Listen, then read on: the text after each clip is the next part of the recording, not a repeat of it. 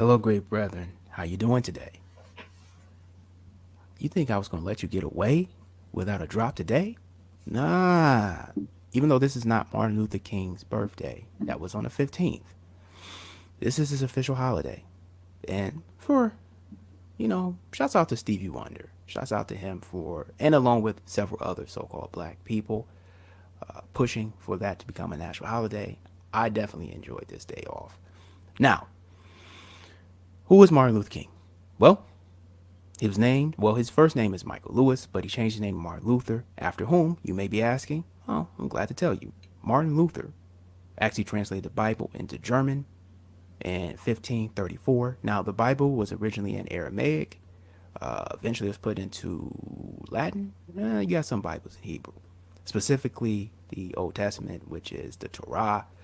But the books that he actually included was the Apocryphal, and he put it into separate sections between the books. So what is apocryphal? Well, it means hidden or secret. And the Roman Catholic Council of Trent in 1546 actually sanctioned all the books that actually are in the Bible to be placed in. Okay, you had the split of the Catholic Church, so you had the Protestant Reformation in 1534. He stapled the papers onto the Catholic Church. All right, so it is what it is.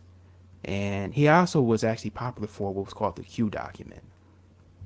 Now, what is the Q document? Well, that translates to German and Quell. So Quell is what it translates to. And that's basically teachings that were actually, I would say teachings, but it was lost words and deeds and actions that Jesus actually stated that most scholars agree upon. All right, so that's what the Quell document means. So we got the perfunctory out the way. That's where he actually gets his name from.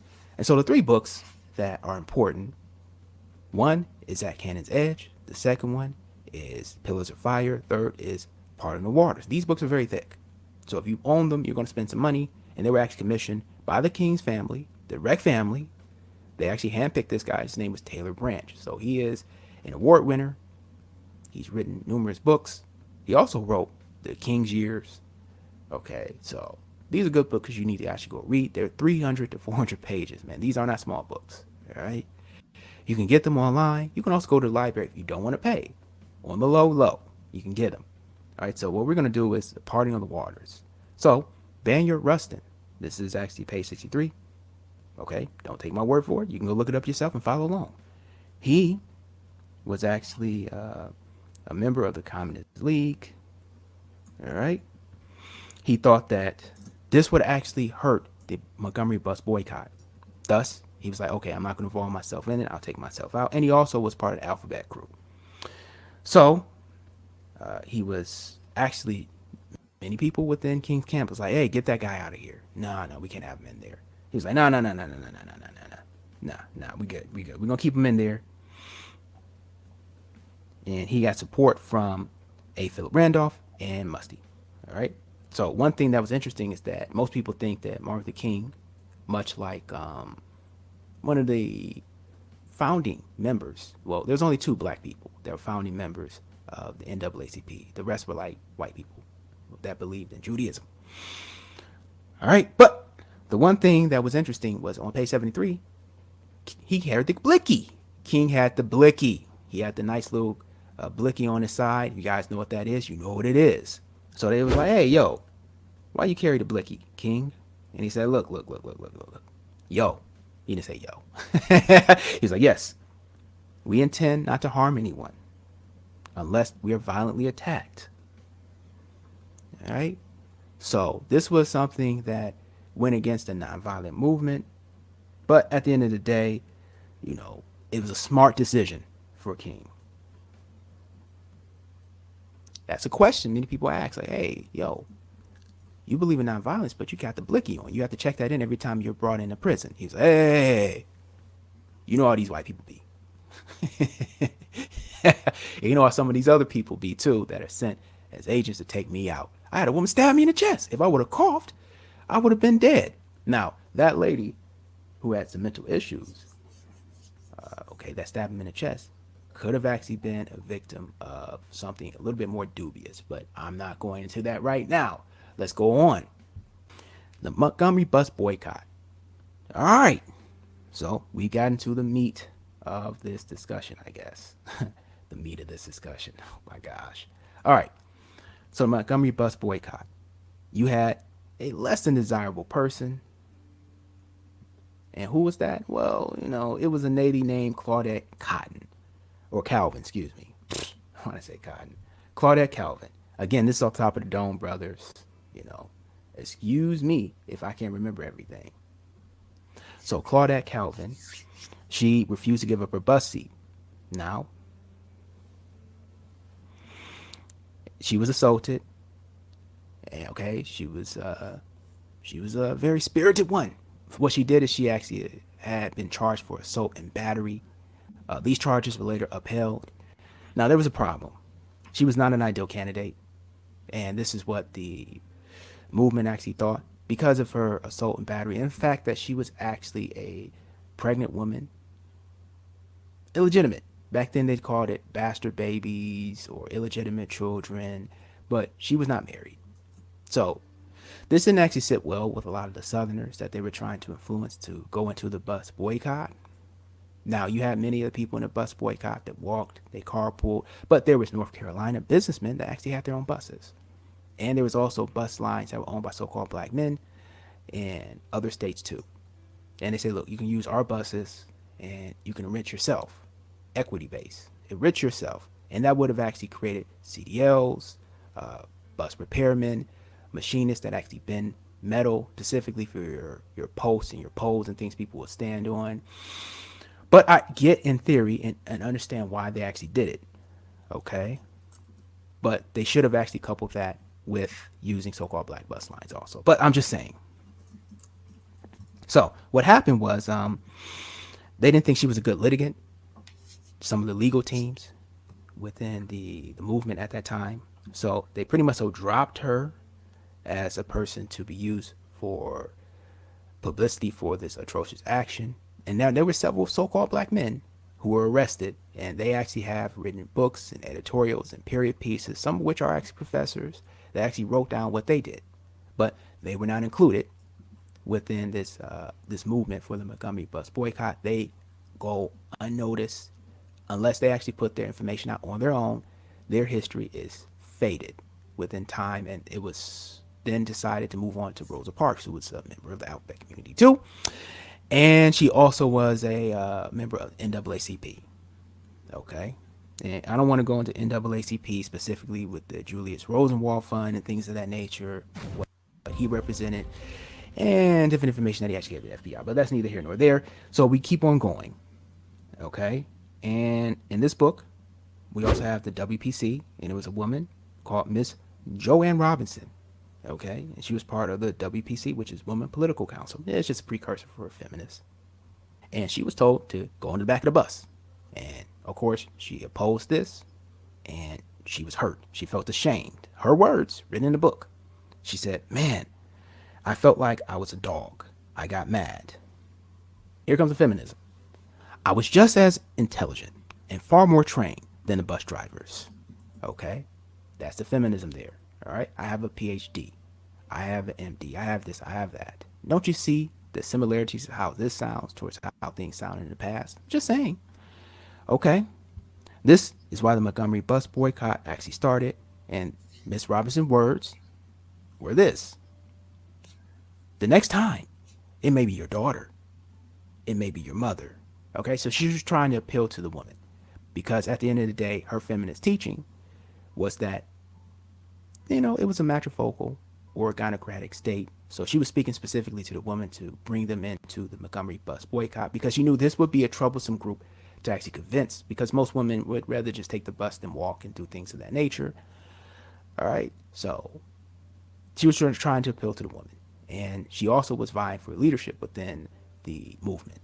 So again, because she believed she should be the leader of said movement, more the talented 10th, more the bourgeoisie mentality. It is what it is. All right. So, you have people positioning for power within that movement. It's natural. It's not a bad thing. The best person is supposed to actually be in the position of leadership, whatever specialty or skill they possess, you're able to actually lean on that. So if they're a carpenter, you refer or defer to that person that's a carpenter, or accountant, defer to the person that's accountant to set up the funds and things. It just makes sense, okay, with some aspects. But she was bringing in different ideologies that were based on feminism. All right. So you had Miss Juliet Morgan, who told of how she was talked about, okay, by these bus drivers. The black women were called apes, baboons, monkeys, all sorts of different things by these bus drivers. Of course, some of them were white guys, most of them were white guys, and some, it's rare there was women that were bus drivers back then.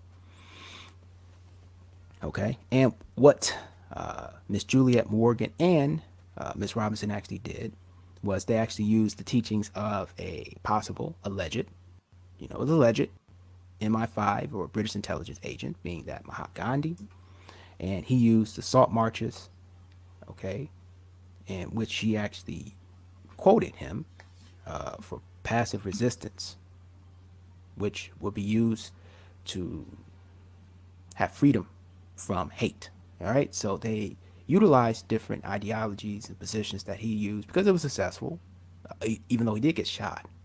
So, King did too, unfortunately. So, along with this book, and you guys want to read more about it, it talks about the different parties that Martin Luther King had at different hotels while going for his Nobel Prize. It talked about his love interest when he was at Crozer, which is a religious college. Crozer, he had a white girl that was of German descent, okay, German background. He loved her and wanted to marry her. However, due to the fact, brothers, that he was part of the black bourgeoisie, okay, the black boule, they already usually determine who their partners want to be at young age, their parents. So they already decided upon Coretta Scott King, so she was groomed to be in that position. It is what it is. All right. So oftentimes, a lot of these guys that go off to college, and King was known as a man that was handsome. He was a handsome young guy, So the ladies loved King, and King loved the ladies back when he was in college. He did what most of your black elite actually did when they go off to college. Some of these women that go off to these colleges from these small towns think that they actually have a chance with these so-called black men, okay, that are going to enter into the professional realm of things. No, you don't. Now, they will hook up with you. They will lay with you and have their wild times. But once they get through a school, they already have designated partners that are set up by their families. It's a way they centralize power, and that's not a bad thing. Within any society, you want to make sure that your children are actually marrying the right partners and making the different affiliations and connections that you need to continue maintaining success and power and things of that nature. So this is what normally happens amongst most groups. But the only thing is, you have these individuals that I call them hucksters that are sitting back and trying to tell women, they go to college, you get a partner, you get one of these guys. You can't. You can sell dating advice and all this different advice for a woman to go. You're swindling them and taking their money, and you're harming them by not telling the truth, misleading them. Because these men and some women, when they go off, well, most of the men, when they go off to these universities, they're going to end up with the partners and the people that their family decide anyway. As a youth, they already know who they're going to be set up as partners. So it is what it is. So one of the things that Martin Luther King, shouts out to him, he actually studied an individual, Reinhard Niebuhr, and he discussed the major barrier to justice. And this is something that was instituted within King and the group, and a major aspect of getting justice in society.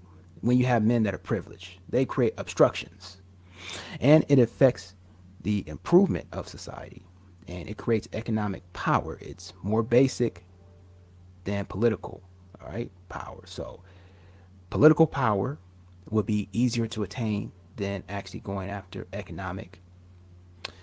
So because of these persistent inequalities, relations between groups must therefore be predominantly political rather than ethical. So social gospel thinking was blind to those painful truths in modern society.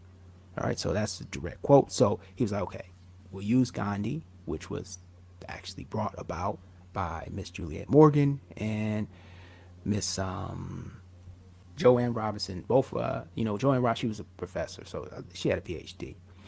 So they merged these different things in so that it could be nonviolent, and they would also go after, political, okay?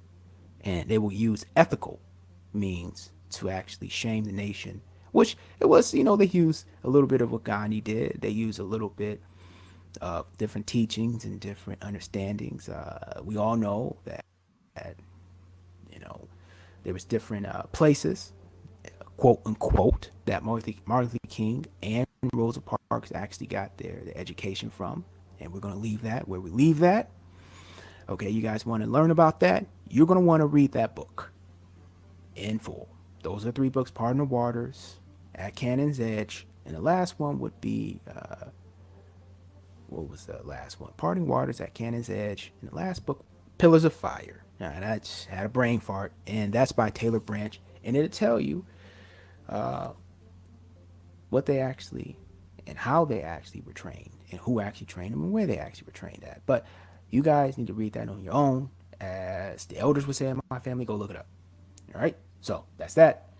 You guys have a good day. I'm watching these games. I didn't know there's going to be so many games on today. All right, bros. I'm out. Peace. Love y'all. Keep your heads up. Enjoy today. Off. Relax. Relate. Release. I told you I wasn't going to let you get out of this day without me dropping something your way. All right? I'm not going to let you get away without dropping something today. All right? I do something every single holiday. So don't think it's going to stop.